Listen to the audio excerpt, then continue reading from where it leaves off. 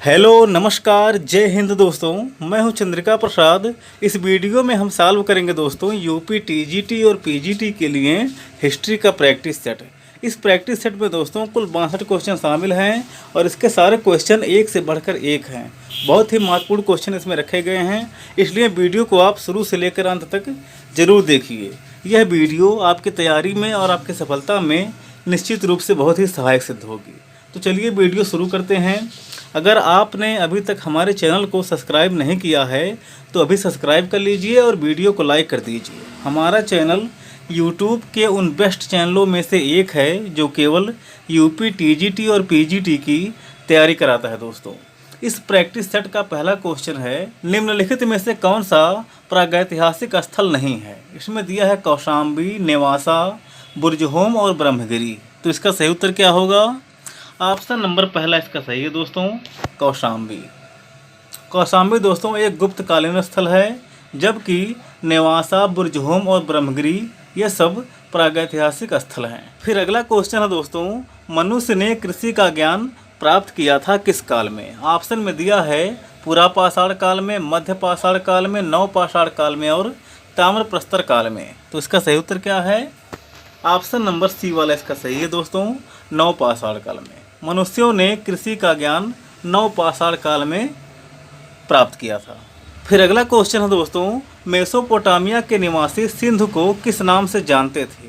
Option में दिया है सिंध, दिलमुन, हिंदू और मेलुखा या मेहुला। तो इसका सही उत्तर क्या है? ऑप्शन नंबर डी वाला इसका सही है दोस्तों, मेहुला। मेसोपोटामिया के लेखों में दोस्तों सिंध प्रदेश यानी कि हड़प्पा क्षेत्र के लिए मेहुला शब्द का प्रयोग किया गया है। मेसोपोटामिया के लेख मेहुला को नाविकों का देश कहते थे। मुहरों पर जहाज और नावों के चित्र इस बात को उजागर करते हैं। तो ऑप्शन नंबर डी वाला इसका सही है। फिर अगला है, भागवत धर्म का निम्न में से कौन दार्शनिक संप्रदाय था। भागवत धर्म का दार्शनिक संप्रदाय ऑप्शन में दिया है शाक्य, अद्वैतवाद, मीमांसा और विशिष्टाद्वैत। तो इसका सही उत्तर क्या होगा? विशिष्टाद्वैत इसका सही उत्तर है दोस्तों, ऑप्शन नंबर डी। भागवत धर्म यानी कि वैष्णव धर्म का विशिष्टाद्वैत दोस्तों एक दार्शनिक संप्रदाय था। वैष्णव धर्म का विकास भागवत धर्म से हुआ है। रामानुज सगुण ईश्वर के उपासक और प्रसिद्ध वैष्णव आचार्य थे। इन्होंने विशिष्टाद्वैत मत को स्थापित किया था। तो ऑप्शन नंबर डी इसका सही है, आप इसको याद रखेंगे। फिर अगला है, निम्नलिखित में से कौन सी संभवतः भारत में प्रयोग की जाने वाली प्रथम धातु थी। ऑप्शन में दिया है लोहा, तांबा, सोना और चांदी। तो इसका सही उत्तर क्या है? तांबा इसका सही उत्तर है दोस्तों, ऑप्शन नंबर बी। भारत में दोस्तों धातु के प्रयोग का सर्वाधिक प्राचीनतम साक्ष्य पाकिस्तान के बलूचिस्तान प्रांत में स्थित मेहरगढ़ नामक से प्राप्त हुआ है, मेहरगढ़ से। इसके बाद सिंध सभ्यता में तांबे और कांसे के प्रयोग के साक्ष्य पाए गए हैं। तो ऑप्शन नंबर बी वाला इसका सही है, सबसे पहले तांबा धातु का प्रयोग किया गया था। फिर अगला क्वेश्चन है, सिंधु घाटी सभ्यता का उद्वाचन अभी तक नहीं किया गया है। निम्नलिखित कारणों पर विचार कीजिए। इसमें दिया है पहला, उसकी भाषा के बारे में कोई जानकारी नहीं है। दूसरा है अभिलेखों की छोटी लंबाई और तीसरा है द्विभाषा लेखों की अनुपस्थिति। तो इनमें से क्या सही होगा? ऑप्शन नंबर डी वाला इसका सही है दोस्तों, पहला, दूसरा और तीसरा। सिंधु घाटी सभ्यता की लिपि दोस्तों चित्राक्षरों वाली है, जो कि यहाँ से प्राप्त मुहरों, मृदभांडों और ताम्र गुटकाओं पर पाए गए हैं, परंतु अभी तक इनको पढ़ा नहीं जा सका है। सिंधु घाटी सभ्यता की लिपि अपठनीय होने का कारण है उसकी भाषा के संबंध में कोई जानकारी उपलब्ध नहीं है। अभिलेखों का छोटा होना तथा किसी भी द्विभाषिक लेख का ना होना आदि सम्मिलित है, जिसके कारण उसको अभी तक पढ़ा नहीं जा सका है। फिर अगला है, प्रसिद्ध जैन शिक्षक स्थूलभद्र का जन्म कहाँ हुआ था। ऑप्शन में दिया है पाटलिपुत्र में, वैशाली में, राजगृह में और चंपा में। तो इसका सही उत्तर क्या है? पाटलिपुत्र इसका सही उत्तर है दोस्तों, ऑप्शन नंबर पहला, पाटलिपुत्र। प्रसिद्ध जैन शिक्षक स्थूलभद्र का जन्म पाटलिपुत्र में हुआ था। फिर अगला है, निम्नलिखित में से कौन पूर्व वैदिक काल में विनिमय का लोकप्रिय माध्यम था। ऑप्शन में दिया है सोने का टुकड़ा, चांदी का टुकड़ा, सिक्का और गाय। तो इसका सही उत्तर क्या है? पूर्व वैदिक काल में विनिमय का लोकप्रिय माध्यम गाय था दोस्तों। ऑप्शन नंबर डी वाला इसका सही है, गाय। फिर अगला है निष्क निम्नलिखित में से किस काल में विनिमय के एक माध्यम के रूप में प्रयुक्त था? ऑप्शन में दिया है वैदिक काल, मौर्य काल, गुप्त काल और संगम काल। तो इसका सही उत्तर क्या है? वैदिक काल इसका सही उत्तर है दोस्तों, ऑप्शन नंबर पहला। फिर अगला क्वेश्चन है दोस्तों, वैदिक यज्ञ परंपरा में होता का संबंध किससे है? ऑप्शन में दिया है ऋग्वेद से, यजुर्वेद से, सामवेद से या अथर्ववेद से। तो इसका सही उत्तर क्या है? ऑप्शन नंबर पहला इसका सही है दोस्तों, ऋग्वेद से। ऋग्वेद के मंत्रों को उच्चारण करने वाले पुरोहित को होता कहा जाता था। फिर अगला है सप्तपदी।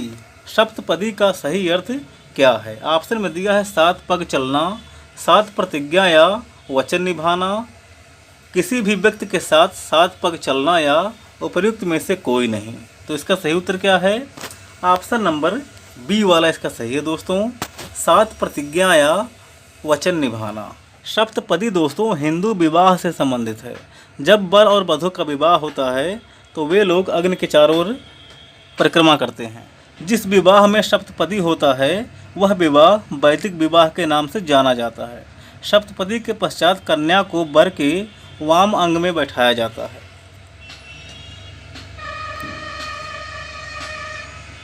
फिर अगला क्वेश्चन है दोस्तों, वैष्णव धर्म का प्रथम संकेत किस ग्रंथ में मिलता है? ऑप्शन में दिया है अष्टाध्यायी, अर्थशास्त्र, अग्नि पुराण और मनुस्मृति। तो इसका सही उत्तर क्या है? ऑप्शन नंबर पहला इसका सही है दोस्तों, अष्टाध्यायी। महर्षि पाणिनि ने अष्टाध्यायी में दोस्तों भागवत यानी कि वैष्णव धर्म और वासुदेव की पूजा का वर्णन किया है। इस प्रकार वैष्णव धर्म का प्रथम संकेत अष्टाध्यायी में मिलता है। पाणिनि ने वासुदेव के उपासकों को वासुदेवक कहा है। गीता में स्वयं श्री कृष्ण ने अपने को वृष्टियों का वासुदेव कहा है। तो ऑप्शन नंबर पहला इसका सही है, वैष्णव धर्म का प्रथम संकेत अष्टाध्याय में मिलता है। फिर अगला है खरोष्ठी लिपि का उद्भव किस काल में हुआ? ऑप्शन में दिया है पूर्व वैदिक काल, उत्तर वैदिक काल, जैन काल या बुद्ध काल। तो इसका सही उत्तर क्या होगा? ऑप्शन नंबर डी वाला इसका सही है दोस्तों, बुद्ध काल। खरोष्ठी लिपि का उद्भव बुद्ध काल में हुआ। फिर अगला है अर्थशास्त्र में कितने तीर्थ यानी कि प्रशासनिक विभागों का उल्लेख मिलता है? ऑप्शन में दिया है 16, 5, 18 और 15। तो इसका सही उत्तर क्या है? ऑप्शन नंबर सी वाला इसका सही है दोस्तों, 18। अर्थशास्त्र में 18 तीर्थ यानी कि 18 प्रशासनिक विभागों का उल्लेख मिलता है। केंद्रीय प्रशासन में उच्च अधिकारियों को दोस्तों कौटिल्य ने अपने पुस्तक में तीर्थ कहा है। इनकी संख्या 18 है। अधिकांश स्थानों पर इनको महामात्य कहा गया है। सबसे प्रमुख तीर्थ यानी कि महामात्य मंत्री, प्रधानमंत्री और पुरोहित होते थे। इनका साम्राज्य के अन्य अधिकारियों पर प्रत्यक्ष रूप से नियंत्रण होता था। तो ऑप्शन नंबर सी वाला इसका सही है। अर्थशास्त्र में 18 प्रशासनिक विभाग चाणक्य ने बताए हैं।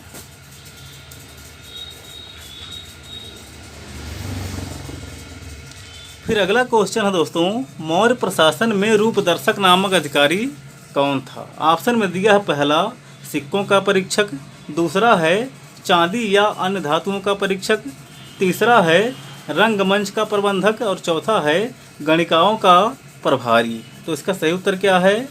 मौर्य प्रशासन में रूपदर्शक कौन था? सिक्कों का परीक्षक था दोस्तों। ऑप्शन नंबर पहला इसका सही है, सिक्कों का परीक्षक। फिर अगला क्वेश्चन है दोस्तों, किसने अपने ग्रंथ में मुद्रा जाल साजों को संदर्भित किया है? ऑप्शन में दिया है पहला कौटिल्य अर्थशास्त्र, भार्गव मनुस्मृति, पाणिनि अष्टाध्यायी, पतंजलि महाभाष्य। तो इसका सही उत्तर क्या है? ऑप्शन नंबर पहला इसका सही है, कौटिल्य का अर्थशास्त्र। कौटिल्य ने अपने पुस्तक अर्थशास्त्र में मुद्रा जाल साजों को संदर्भित किया है।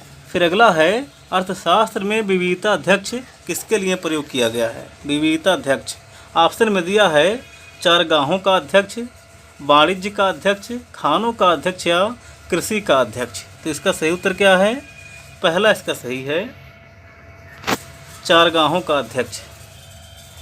चारगाहों का अध्यक्ष, विविधताध्यक्ष, खानों का अध्यक्ष, अकराध्यक्ष, कृषि का अध्यक्ष, सीता अध्यक्ष और वाणिज्य का अध्यक्ष पंड्याध्यक्ष होता था। तो आप इसको याद रखेंगे। फिर अगला है समुद्रगुप्त द्वारा पराजित शासक हस्तिवर्मा कहाँ का शासक था। ऑप्शन में दिया है कौशल, वेंगी, कोराल और सांची। तो इसका सही उत्तर क्या है? इसका सही उत्तर है वेंगी। ऑप्शन नंबर बी वाला इसका सही है। समुद्रगुप्त के द्वारा पराजित शासक हस्तिवर्मा दोस्तों वेंगी के शासक थे। फिर अगला है समुद्रगुप्त के समय कांची का राजा कौन था। ऑप्शन में दिया है विष्णुगुप्त, नीलराज, हस्तिवर्मा और मंटराज। तो इसका सही उत्तर क्या है? विष्णुगुप्त इसका सही उत्तर है दोस्तों। ऑप्शन नंबर पहला। समुद्रगुप्त के समय कांची का राजा विष्णुगुप्त था। फिर अगला है बौद्ध स्थल नालंदा विश्वविद्यालय का निम्नलिखित में से किसने उत्खनन करवाया था। ऑप्शन में दिया है आर.डी. बनर्जी, डॉक्टर मैके, डॉक्टर स्टीन और डॉक्टर स्पूनर। तो इसका सही उत्तर क्या है? डॉक्टर स्पूनर इसका सही उत्तर है दोस्तों। Option number D. Doctor Spooner ने बौद्ध स्थल नालंदा विश्वविद्यालय का उत्खनन करवाया था। फिर अगला है एरण अभिलेख में स्तंभ लेख में नहीं निम्नलिखित में से किसे सर्वराजोच्छेता कहा गया है।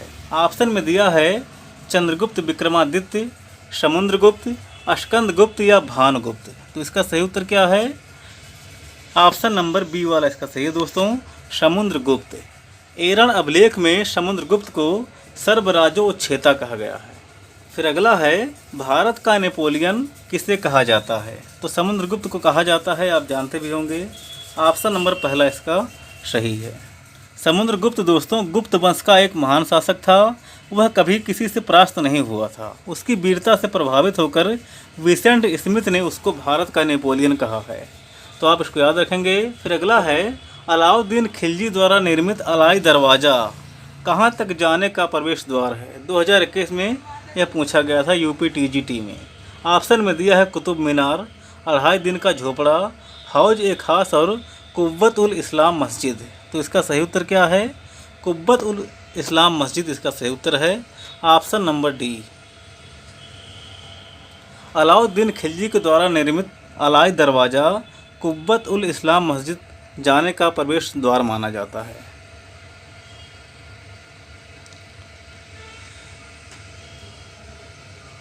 फिर अगला है संत समर्थ रामदास को किसके शासनकाल से संबंधित किया जाता है।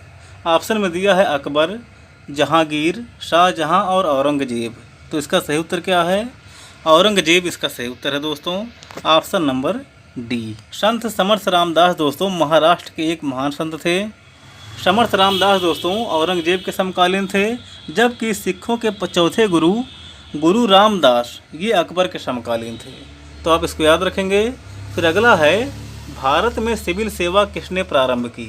ऑप्शन में दिया है Lord Dalhousie, Lord Ripon, Lord Hasting या लॉर्ड कॉर्नवालिस। तो इसका सही उत्तर क्या है? लॉर्ड कॉर्नवालिस इसका सही उत्तर है दोस्तों। भारत की प्रसिद्ध सिविल सेवा यानी कि लोक सेवा का सृजनकर्ता कॉर्नवालिस को माना जाता है।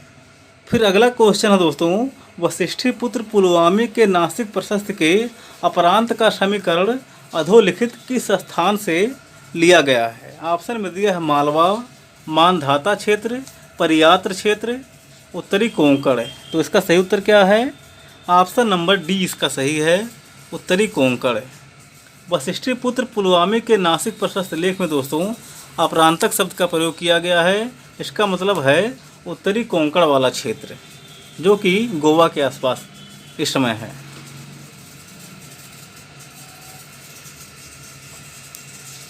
फिर अगला क्वेश्चन है दोस्तों गुप्त वंश का प्रथम शासक किसे माना जाता है। ऑप्शन में दिया है चंद्रगुप्त, श्रीगुप्त, रामगुप्त या घटोत्कच। तो इसका सही उत्तर क्या है? ऑप्शन नंबर बी वाला इसका सही है दोस्तों, श्रीगुप्त। श्रीगुप्त को गुप्त वंश का प्रथम शासक माना जाता है और चंद्रगुप्त को वास्तविक संस्थापक माना जाता है।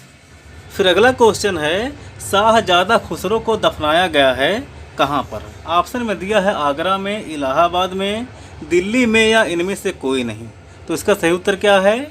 ऑप्शन नंबर बी वाला इसका सही है दोस्तों, इलाहाबाद में। खुसरो बाग इलाहाबाद में है, वहीं पर इसको दफनाया गया है। शाहजादा खुसरो दोस्तों जहांगीर का सबसे बड़ा पुत्र था।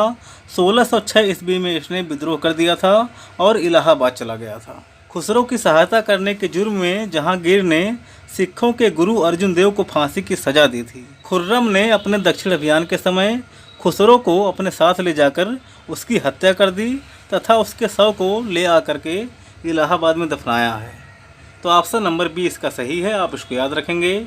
फिर अगला क्वेश्चन है, हुमायूं को आश्रय देने वाला ईरानी शासक कौन था? ऑप्शन में दिया है शाह इस्माइल, शाह तहमास्प, शाह अब्बास या शाह सफ़ी। तो इसका सही उत्तर क्या है? ऑप्शन नंबर बी वाला इसका सही है दोस्तों, शाह तहमास्प प्रथम।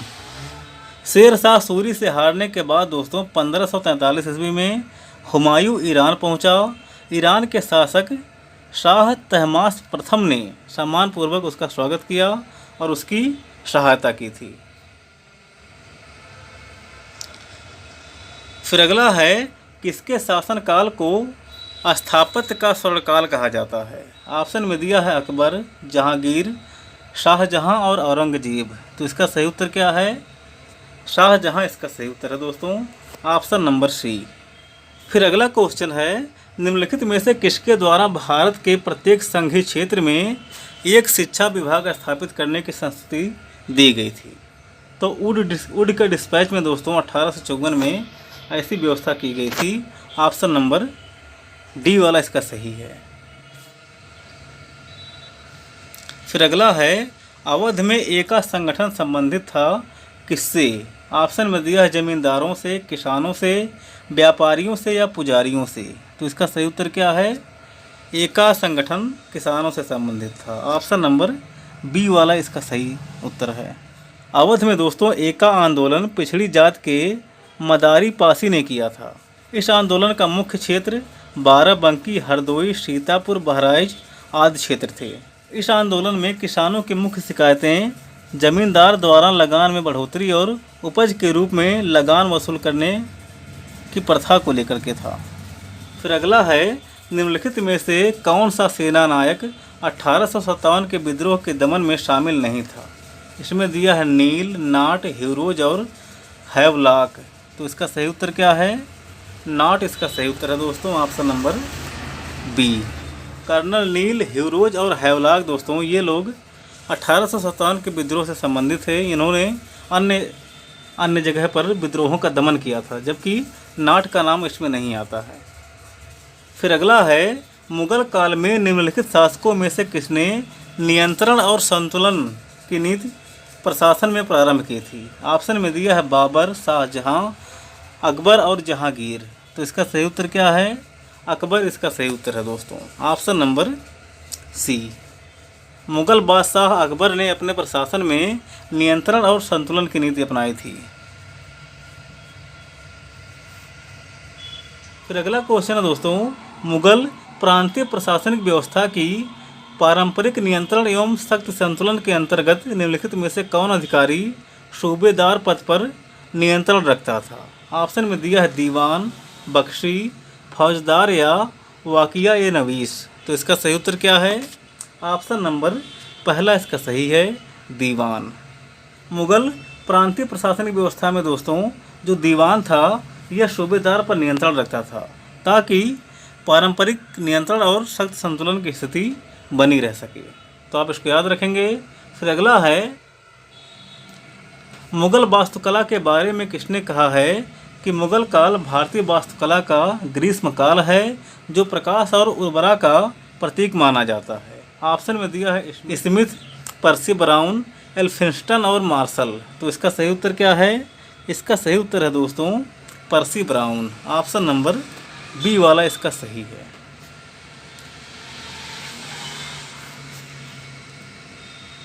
फिर अगला क्वेश्चन है, असहयोग आंदोलन के समय किस नेता ने अपनी अति प्रसिद्ध वकालत छोड़ दी थी?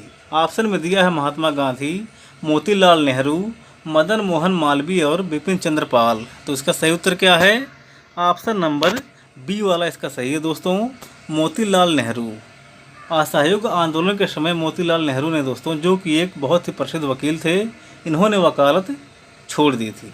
फिर अगला है, CR फार्मूला यानी कि राजगोपालाचारी योजना का विरोध किसने किया था? इसमें दिया है महात्मा गांधी ने, मोहम्मद अली जिन्ना ने, लॉर्ड माउंटबेटन ने या लॉर्ड इरविन ने। तो इसका सही उत्तर क्या है? मोहम्मद अली जिन्ना इसका सही उत्तर है दोस्तों, ऑप्शन नंबर बी। फिर अगला है उत्तराखंड से दांडी मार्च में किसने हिस्सा लिया था? किसने लिया था? ज्योतिराम कांडपाल और खड़ग Bahadur Singh. Option number D वाला इसका सही है। ज्योतिराम कांडपाल और खड़ग बहादुर सिंह इन लोगों ने उत्तराखंड से आकर के दांडी मार्च में हिस्सा लिया था। फिर अगला है दांडी कहाँ स्थित है? तो यह नवसारी में स्थित है, गुजरात में। ऑप्शन नंबर बी वाला इसका सही है। 12 मार्च 1930 को दोस्तों महात्मा गांधी साबरमती आश्रम से दांडी यात्रा के लिए अपने 80 सहयोगियों के साथ वहां से रवाना हुए थे और 24 दिन के बाद 390 किलोमीटर की यात्रा करके नवसारी पहुंचे 6 अप्रैल 1930 को।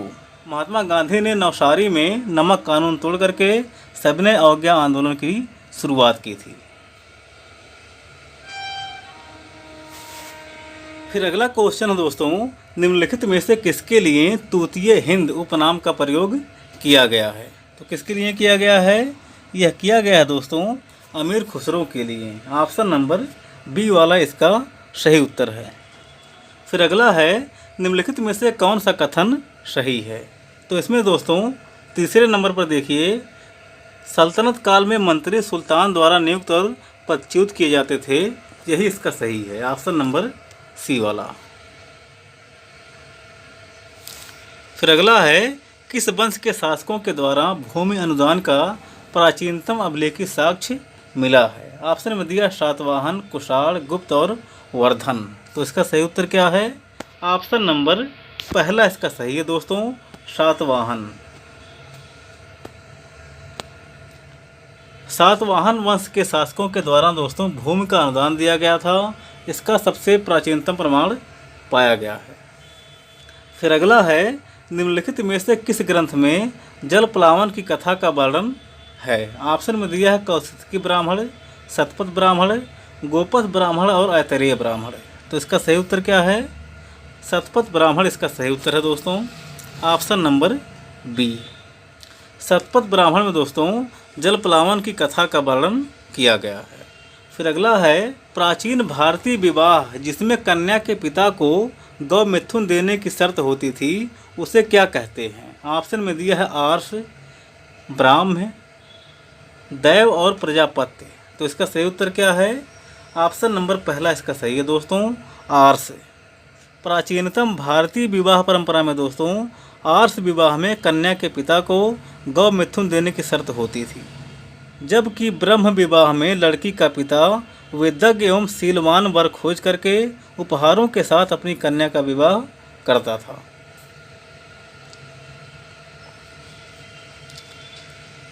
फिर अगला क्वेश्चन है दोस्तों, शौनक और पैपलाद किस वेद की शाखाएं हैं? ऑप्शन में दिया है यजुर्वेद, सामवेद, अथर्ववेद और ऋग्वेद। तो इसका सही उत्तर क्या है? अथर्ववेद इसका सही उत्तर है दोस्तों। शौनक और पैपलाद ये जो है अथर्ववेद की शाखाएं हैं। फिर अगला है समुद्रगुप्त का समकालीन श्रीलंका का राजा कौन था? ऑप्शन में दिया है चंद्रवीर, विजयबाहु, महेंद्र और मेघवर्ण। तो इसका सही उत्तर क्या है? मेघवर्ण इसका सही उत्तर है दोस्तों, ऑप्शन नंबर डी वाला। समुद्रगुप्त के समकालीन दोस्तों लंका का राजा मेघवर्ण था, जिसने बोधगया में एक बौद्ध विहार बनाने के लिए आज्ञा मांगी थी समुद्रगुप्त से। फिर अगला है प्रथम गुप्त शासक जिसने परम भागवत की उपाधि धारण की थी, वह इनमें से कौन था? ऑप्शन में दिया है श्रीगुप्त, चंद्रगुप्त द्वितीय, कुमारगुप्त और समुद्रगुप्त। तो इसका सही उत्तर क्या है? ऑप्शन नंबर बी वाला इसका सही है दोस्तों, चंद्रगुप्त द्वितीय।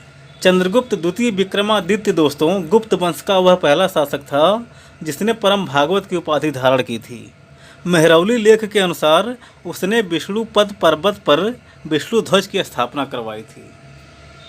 तो आप इसको याद रखेंगे। फिर अगला है भारत की राजधानी पुरानी दिल्ली से नई दिल्ली कब स्थानांतरित की गई थी? तो 13 मई 1931 को यह की गई थी दोस्तों। ऑप्शन नंबर डी वाला इसका सही है। 13 मई 1931 को दोस्तों भारत की राजधानी पुरानी दिल्ली से नई दिल्ली स्थानांतरित की गई थी। फिर अगला है, एनी बेसेंट ने होम रूल आंदोलन कब रोका था? ऑप्शन में दिया है वर्ष 1915 में, वर्ष 1916 में, वर्ष 1917 में और वर्ष 1918 में। तो इसका सही उत्तर क्या है? ऑप्शन नंबर सी वाला इसका सही है दोस्तों, वर्ष 1917 में। श्रीमती एनी बेसेंट ने दोस्तों 1916 में मद्रास में Akhil Bharatiya home rule league की स्थापना की थी।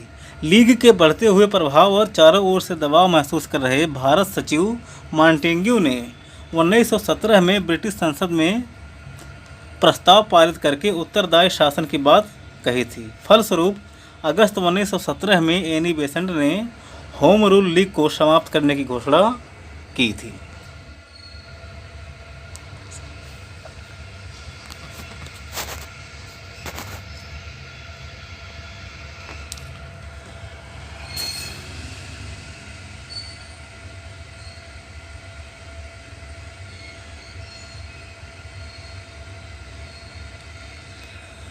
फिर अगला क्वेश्चन है, किस लेखक ने महात्मा गांधी को प्रोफेशनल रीडर्स की संज्ञा दी थी? तो मार्टिन ग्रीन ने दी थी दोस्तों। ऑप्शन नंबर बी वाला इसका सही है। मार्टिन ग्रीन ने महात्मा गांधी को प्रोफेशनल रीडर्स की संज्ञा दी थी। फिर अगला है, बंगाल का विभाजन कब हुआ था? तो 1905 में हुआ था। ऑप्शन नंबर सी वाला इसका सही है। लॉर्ड कर्जन ने दोस्तों 20 जुलाई 1905 को बंगाल का विभाजन करने का निर्णय लिया था। 16 अक्टूबर 1905 को विभाजन प्रभावी हो गया था। फिर अगला है, ऋग्वैदिक काल में निम्नलिखित में से कौन सी प्रथा प्रचलित नहीं थी? इसमें दिया है दहेज, वधू मूल्य, विधवा विवाह और बाल विवाह। तो इसका सही उत्तर क्या है? ऋग्वैदिक काल में दोस्तों बाल विवाह का प्रचलन नहीं था।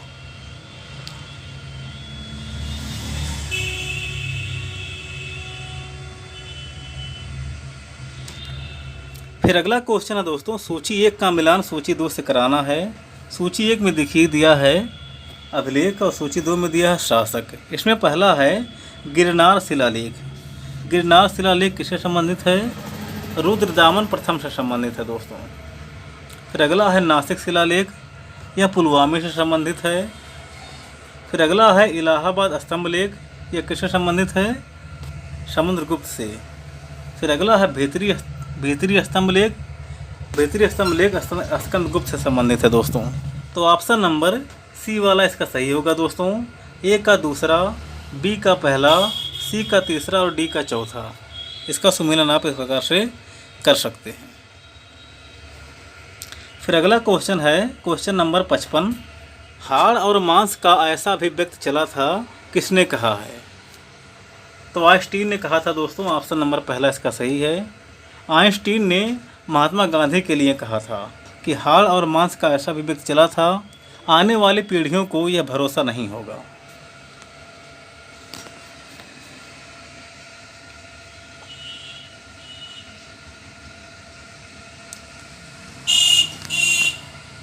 फिर अगला क्वेश्चन है दोस्तों, विक्रमांक देवचरित का लेखक कौन था? ऑप्शन में दिया है कल्हड़, बिल्हड़, राजशेखर और बाणभट्ट। तो इसका सही उत्तर क्या है?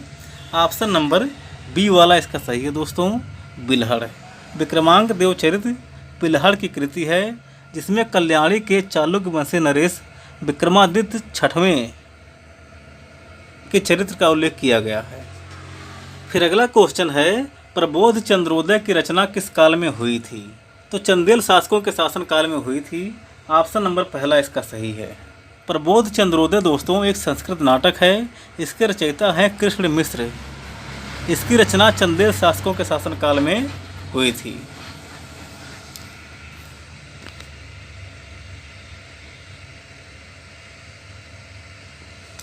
फिर अगला क्वेश्चन है क्वेश्चन नंबर 58।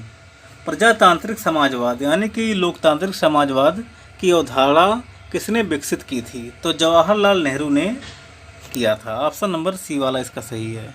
जवाहरलाल नेहरू ने दोस्तों लोकतांत्रिक समाजवाद की अवधारणा को विकसित किया था। फिर अगला है, नेहरू भारत पर पूर्ण रूपेण छाए हुए थे जैसा डीगाल फ्रांस पर छाए हुए थे। यह कथन किसका है? तो यह कथन है दोस्तों पर्सिवल स्पीयर का। ऑप्शन नंबर पहला इसका सही है। पर्सिवल स्पीयर का कथन है यह। पर्सिवल स्पीयर का कथन है, ऑप्शन नंबर पहला इसका सही है। इन्होंने कहा था कि नेहरू जो है वह भारत पर पूर्ण रूप से छाए हुए थे, जैसा कि डीगाल फ्रांस पर छाए हुए थे।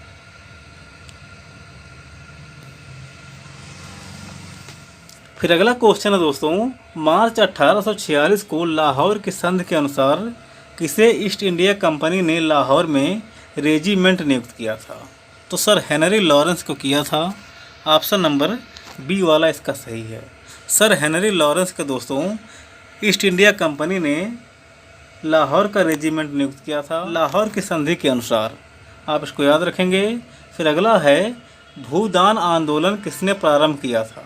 तो विनोबा भावे ने किया था। ऑप्शन नंबर बी वाला इसका सही है। फिर अगला क्वेश्चन है दोस्तों, अंतिम क्वेश्चन, धौलावीरा का उत्खनन किसने करवाया था? इसका सही उत्तर आप कमेंट में कमेंट करेंगे। इसी क्वेश्चन के साथ दोस्तों हमारी यह वीडियो यहीं पर समाप्त होती है। अगली वीडियो में हम और बेहतर करने का प्रयास करेंगे। तो मिलते हैं अगली वीडियो में, तब तक के लिए जय हिंद। धौलावीरा का उत्खनन किसने करवाया था? आप इसको कमेंट करके ज़रूर बताएं।